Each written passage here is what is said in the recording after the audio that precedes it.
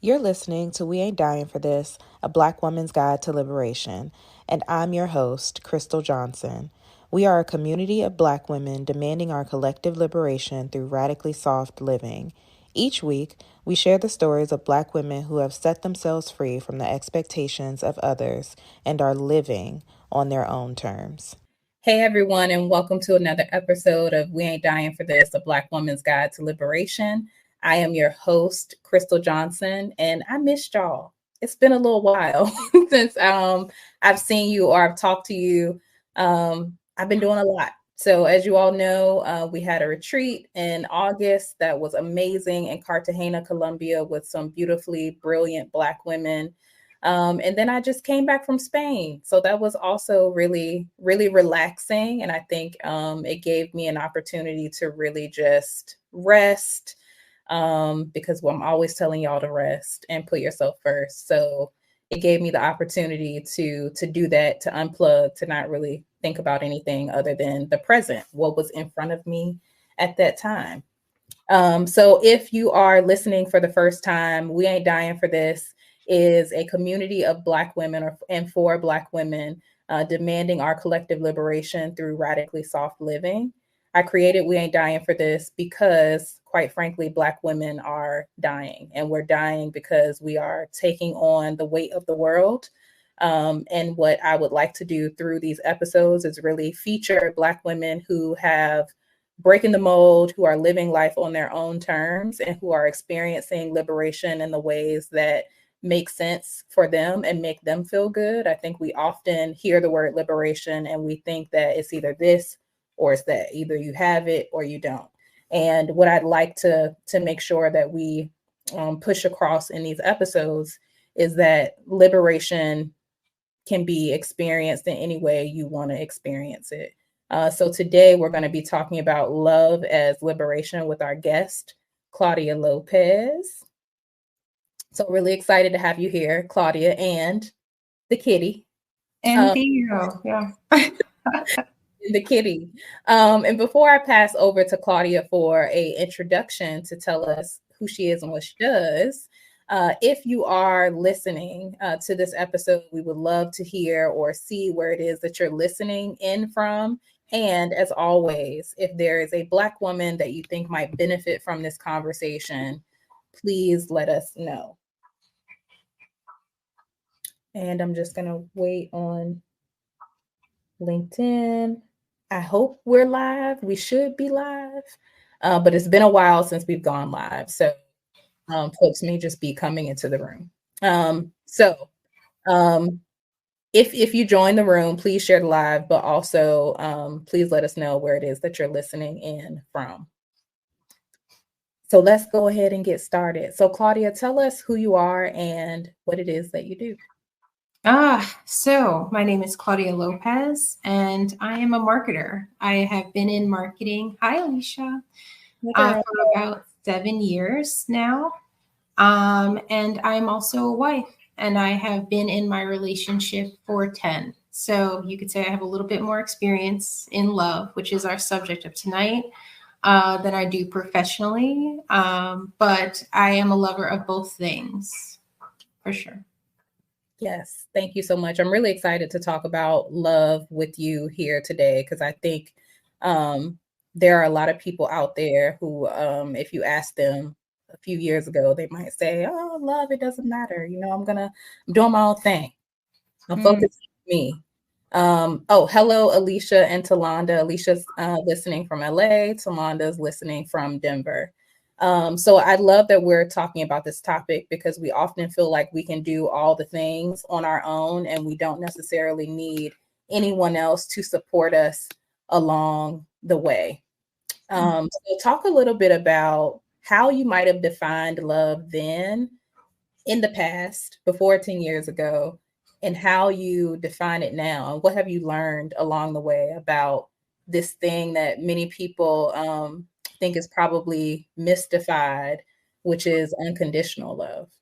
Yeah. So I think the important thing to note is that for me, I grew up in a household that had expectations.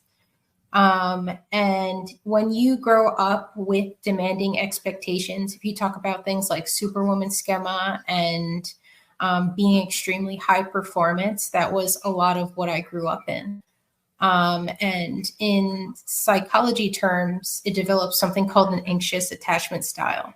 Mm-hmm. So if you know what I'm talking about, you know what I'm talking about, where, you know, the expectations that you're always at your highest performance, you're always doing as much as you possibly can, you're always pushing to the next goal. And it's very hard for you to rely on other people or to accept support. And when you are talking about love and you're talking about the relationships that you have with the people around you, it can be very hard to be in a mutually beneficial relationship when you're dealing with that level of attachment, anxious attachment. For me, the difference came in really when I met my husband 10 years ago, because I now had someone who was asking me to let things go, was asking me to take a step back, was asking me to take a break. And to this day, this man begs me to take breaks and to slow down and to pause and to breathe. So the definition that I have of love now, I'm grateful for, because it means that I have this person in my life who's reminding me of the difference in expectations now when it comes to me, who's reminding me that I have someone who I can rely on. Yeah, when you said anxious attachment style and expectations, I fear you probably were you were talking to me for sure. But I fear that you're also talking to a lot of people as well who grew up in households where there were a lot of expectations of highly performing.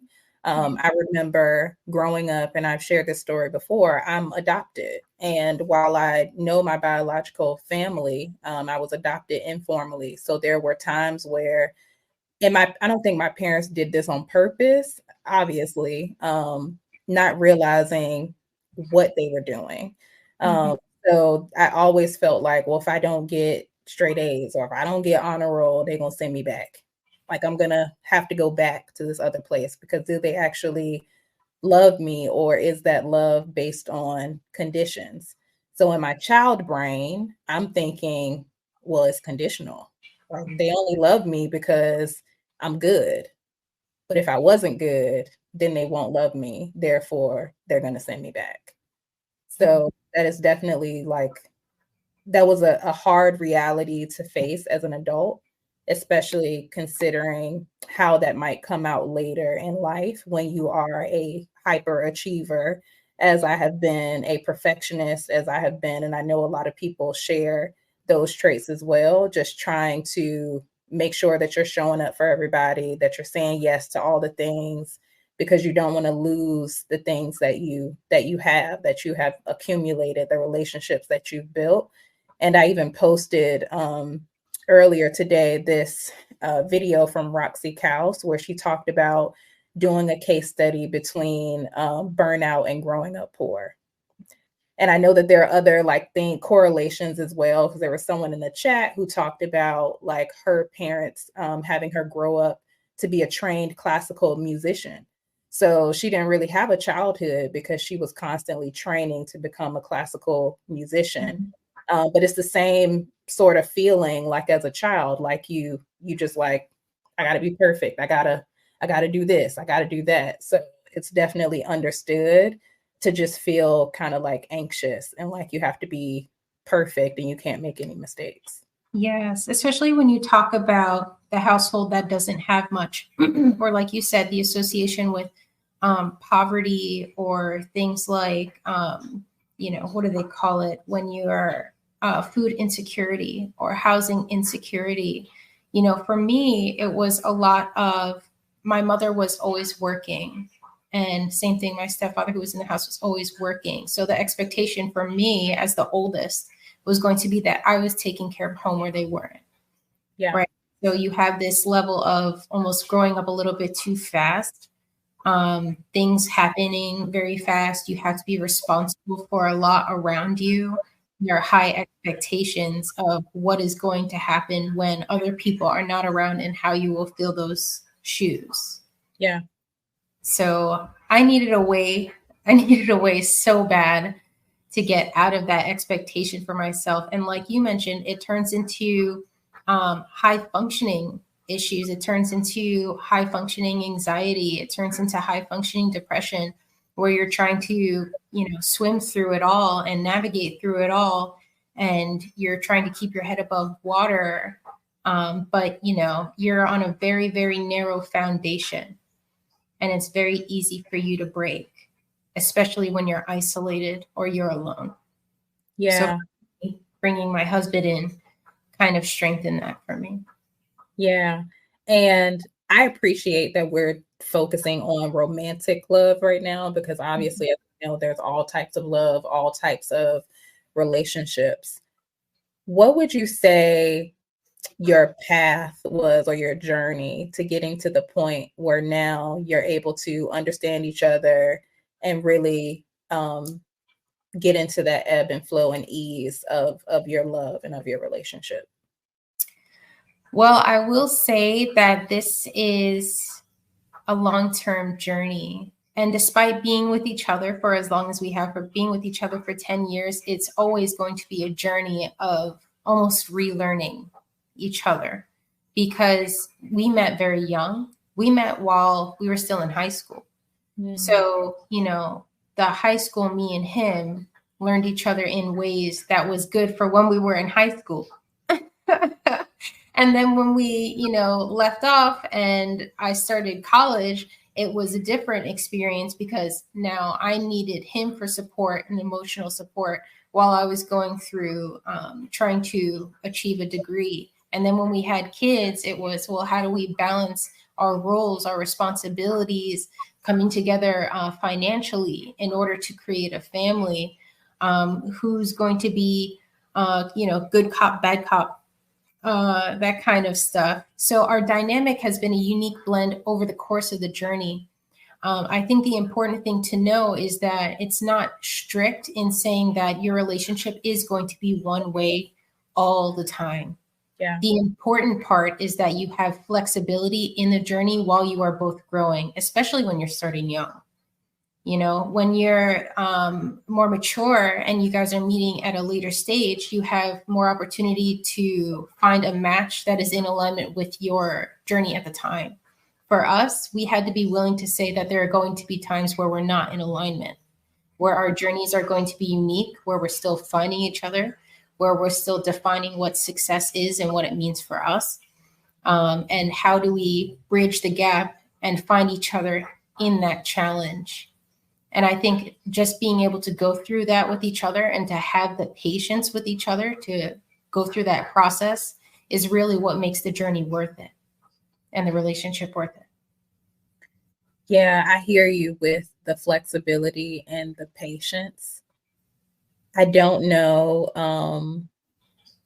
if many of us have that from the start. Mm-hmm. I think it's something that we learn over time, to be more patient with people and to be more flexible.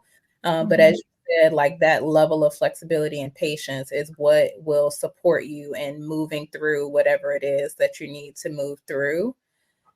What do you think helped you to be so flexible? Because I mean, as you mentioned, you've gone through like times where, okay, we're in high school, so we need something different now than we would need when we're in high school, than when we're married and we have kids, sort of thing. And even going into the next chapter, what do you think helped you to have that level of flexibility?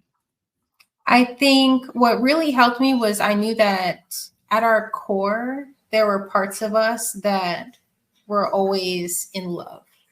Right. So, even through the times where, someone did something silly and the other person's like, at the end of the day, it's like, but it's you. So, but also we made a commitment and we made a promise to each other, and we made a decision that we were going to do this together. And doing that, we also promised our children that we were going to be committed to this unit. And of course, there are times and situations where that promise should not be kept. If your life is in danger, if this is making you sick, if this is putting you in physical or emotional pain, then yes, then there's a time where you need to move on. You need to make a choice for yourself. But for me, it was to say, we both live in this promise. And to learn each other is to also learn things like emotional regulation. Mm-hmm. It's to make a commitment to learning. Like I can, be open and say I have an anxious attachment style, is to learn about what developed in you, what grew with you, where your childhood put you.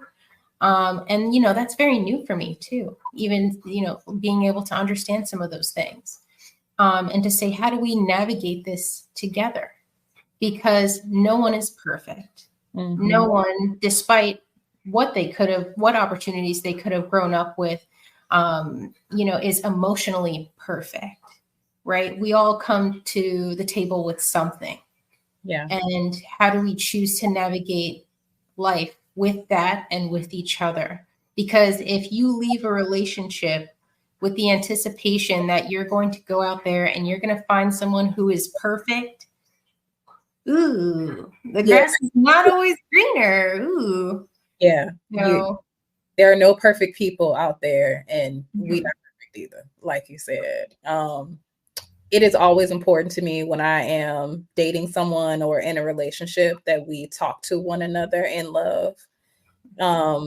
Even if you feel frustrated or angry, how is it that you can frame the thing that you got to say in a way that is through a lens of love? Because I think that in speaking to one another that way, the message is better received. So even if you're saying something that they don't agree with, or even if you're holding someone accountable, they still know you love them, even though this certain thing happened. And I think that's really important. Yes. And there's a way to do it. And if you don't have the tools now and you don't have the thoughts behind it now, the fact that you're going out of your way to learn and that you're going out of your way to make it work for your person, you're saying, I want to do this with you. We need to do this together. We need to learn about this together. That's what therapy is for. That's what all these books on love and relationships are for. Yeah, totally. And I'll also add, as we talked about, when you were a child, there are certain things that happen to you that when things happen to you in the present, you aren't really mad about the thing that's happening to you in the present. You're really triggered by something that happened to you before that has been unresolved, that is unhealed, that you're probably still thinking in your child brain about, that as an adult, it's not the same. It is totally different. So that's so true. Yes. And there have definitely been times like that in our relationship where we may get frustrated in the moment. And there's kind of this empty pause, this space for a second. And then one of us will say something like, when I was a kid, this and this and this used to happen with my parents. And it was so frustrating for me to experience that and to not feel heard, to not feel listened to not feel validated in the things that I'm trying to do. And when I tell you, just being able to be open and honest in the communication and in that moment washes away good 80%, 90% of the frustration that you have, because you can now understand where your person is coming from. Yeah. And it's not to rationalize any behavior or action, but it is to say, okay, well, at least if we know where it's stemming from, we know what moves we have to make next. And whether that's you checking you, me checking me, whatever it is, we know at this point that there's something that we have acknowledged that we can navigate from, because we don't want to end up in pain that is cyclical and is recurring, constant. We're going back to the same thing over and over. Girl, those are the type of relationships you might need to depart, because I mean, I'm pretty sure that, there are things that I have done in the past and that other people have done in the past too, that relationships could have worked out, but I've definitely been in one of those relationships where I felt like we're revisiting the same topic over and over and over again.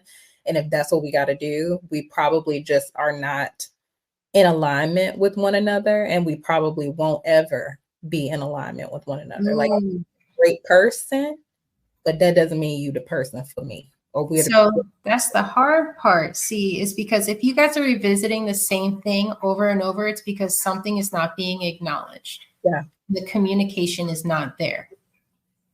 You know, so for me, and I've been in those moments, because when you're stuck, you know, when you're in the same thing for 10 years, you're going to have a couple of those moments. But, you know, for me, it's this day that the communication, my goal was to get the communication there. Yeah. And my goal is to say, we're going to meet somewhere where there is deeper understanding of who we are and what this is and how we work in this relationship together. Because there is never going to be a point where things are, you know, as we mentioned, perfect. And sometimes for his 40, I give my 60. Sometimes for my 30, he gives his 70.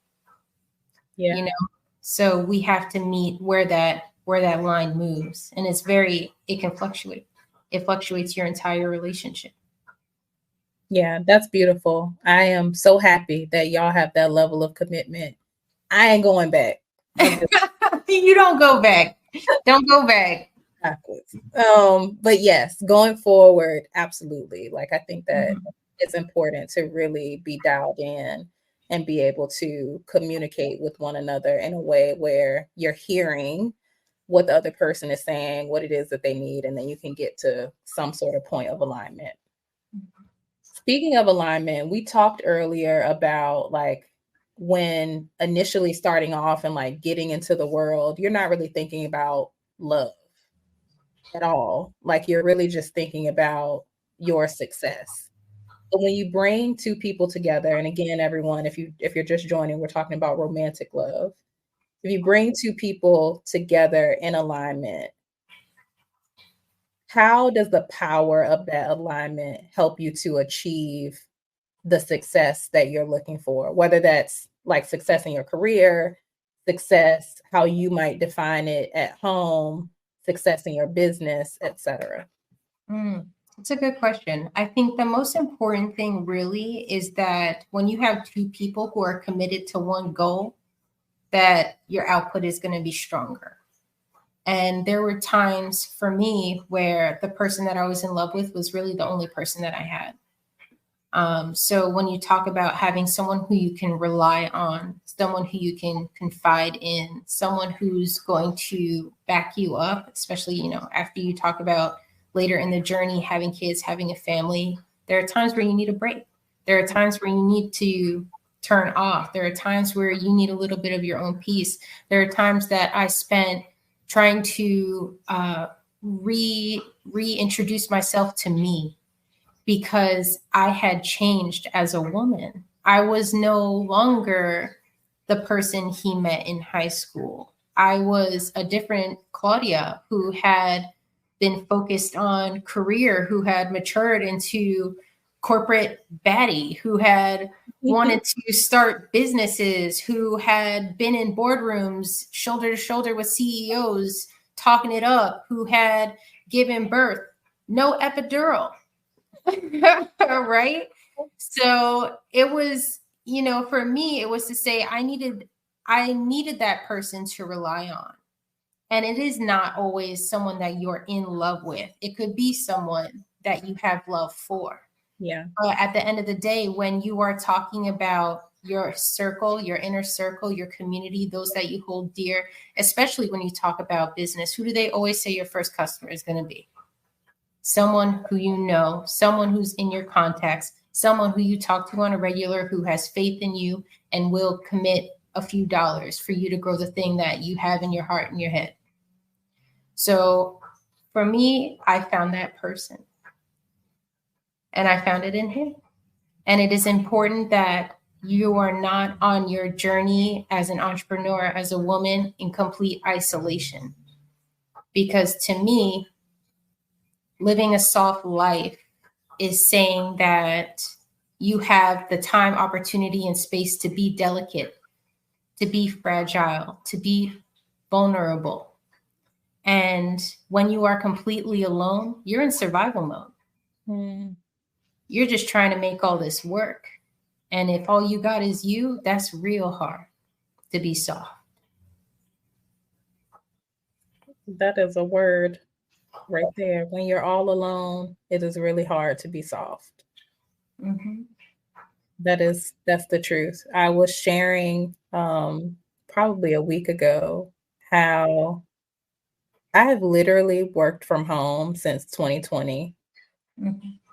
And I feel like I've been in isolation in terms of in real life connection. So in 2020, we were all at home. 2021, I got divorced. I've dated, but really just seeing people on the weekend. I work from home. I work from home and go into the office maybe once a quarter. So I've spent so much time alone. And while the quiet is great, what I've realized is that I have literally just been isolated, not on purpose. But yeah, definitely isolated in many ways. It's like, yeah, I'll have a couple conversations here and there. I'll text here and there. But if I think about pre-2020 Crystle and post-2020 Crystle, I am a lot quieter and I'm definitely a lot more isolated. And things do feel harder. It feels harder to ask for help. It feels harder to be vulnerable because it's like you just in this space by yourself, figuring it out. So that was felt. You know how people like to say, I'm in this era. Mm-hmm. And I would like to think that Crystle in this era needs community, but maybe where she finds it is a little bit unique compared to where she found it in 2019, 2020. I think that comes with, and I felt that too. When I transitioned and I really had my career and I had my grip like this on my career, I felt very isolated, even as a professional, because there weren't a lot of people around me who I grew up with, who were in my corner, who were in my family, who were doing anything close to what I was doing. Mm-hmm. I was first generation inside of corporate. What I built brick by brick, right? With my husband. And, I had to go out and I really had to seek the people that I was looking for in that space. And it was specific. Same way that I found you scrolling on LinkedIn going, ooh, she has a podcast, Living Soft Life. I like this. Mm-hmm. It's a little different how you find people who are in alignment with you and who are for you in this era. Yeah. Totally. Yeah, I need to go out and actually touch those people. Not inappropriately, but I need to be in the same room with those people rather than here online. So it is my hope to, in the near future, take this on the road and meet more people. I've done a couple of episodes live, one here in Austin, one in Atlanta. I actually have one coming up in October with someone who I previously had on the podcast. It's at her retreat, and it's going to be, it's in California. I don't know how to pronounce the place. I think it's called Rancho Mirage, I think is what it's called. I will share the details in the chat for everyone. But I'm excited about that and just other different opportunities to just meet people in person and just have that connection. Mm-hmm. Camaraderie is real, and face-to-face connections, things happen a lot faster. Yes, absolutely. Yes, Chanel, we going on a live podcast road show. Maybe we'll pop into your city, girl. Mm-hmm.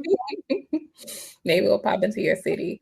So what would you say to the person who might be listening, who may say, I want to prioritize love right now? And then consequently, what would you say to the person who's like, not important, I don't need it? Well, to the person who is interested in love, regardless of what that type of love may be, whether it's friendships, if it's rekindling with family, if it's finding someone that you want to build a relationship with, I recommend, as Crystle is saying, that you're going to go in person and you're going to go to the places that you love and you're going to participate in the activities that you enjoy so that you can make close and deep connections with the people who are in alignment with you in this era. My New York accent just hollered out. It really did. It really did. For the person who is not interested in love, I would say, kudos to you that you want to live in your peace. It's respectable and it is an honorable journey, but it is painful. Living in isolation, as we've all seen and experienced through 2020, coming out into, this time post-pandemic, that living in isolation can be painful. What it does to you emotionally, psychologically can be painful. And when you are in a period of seeking growth and you are trying to build something, the best thing that you can have around you is differing opinions, is people who can share their feedback with you and their thoughts with you, are people that you could spin a couple of ideas off of if necessary. So, enjoy your moment of peace and your moment of isolation and finding yourself and loving yourself in that journey. But be ready to come back into wanting to feel fulfilled with community and love, because that's who you want with you at the end of the day when it all washes away. Yeah, well, let's make that real, because you are building something. Well, the kitty, as my kitty likes to point out, he said, I'm building something. It's right here. On time, right? You're building something. Tell us about the thing that you're building, but also how love has really played a role in your success with what you're building. Yeah. So if not for the people that I've had around me, the love that I've had around me, my husband as an inspiration, my father as an inspiration, actually, I don't think I would have gotten nearly as far as I have over the course of this last year. But I am founding a community. It's called the Less Than 1% Club, and it is specifically for marketers, entrepreneurs, founders, C-suite executives to all come together as people of color in one space.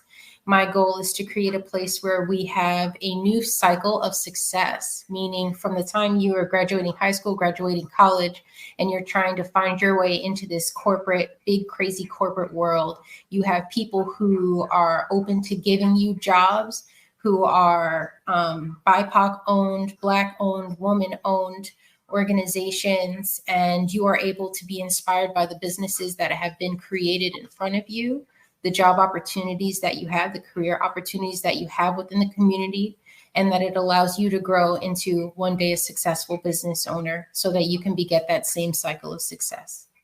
I love that so much. I want to join the community. So tell people how they can find it online. Yes. So you can find me on LinkedIn. Find me right here on LinkedIn. Go to the Less Than 1% Club on LinkedIn. Find me, Claudia Chanel Lopez, on LinkedIn. You'll see links going back to the community. That's where we are now. You could also find us at thelessthan1club.com if you would like to check us out on the web. And I look forward to seeing you all there. Okay. Well, thank you so much for that. I have really enjoyed this conversation with you because I think that a lot of us really don't realize how love plays a role in our success and how we navigate our future and even healing. So I think it was good to hear from you today when you talked about, and I know we talked specifically about romantic love, but as we all know, there's all types of love that you can have between you and your family, your children, your friends, etc. Like there's all types of love. And all types of love help to move you forward, because you do need people in your corner who are going to tell you the things that you might not want to hear. Yes. People in your corner who are going to say, rest, take a break, who are going to help you expand on the ideas that you have, who are going to hold you when you want to give up and convince you not to give up. We all need those people in our lives, and that is love. Exactly. 100%. So again, thank you so much for joining the episode. Thank you everyone who is engaging in the chat and who might be team replay. I will also drop in the chat a link to our mailing list. As you all know, we're on the LinkedIn platform. So sometimes you're seeing things that come from We Ain't Dying for This, and sometimes you all aren't seeing it. If you want to stay connected and receive updates first, definitely join the mailing list. We'll add you and be sure that, again, you receive any updates that we have coming up first. We actually have something very exciting to share that we will be sharing soon with folks who join the mailing list. So as I mentioned, I'll go ahead and drop that in the chat right after we jump from the call. So we'll see you all next week, next Thursday, for another episode of We Ain't Dying for This. But until then, y'all have a good night and join the mailing list. Thanks, everyone.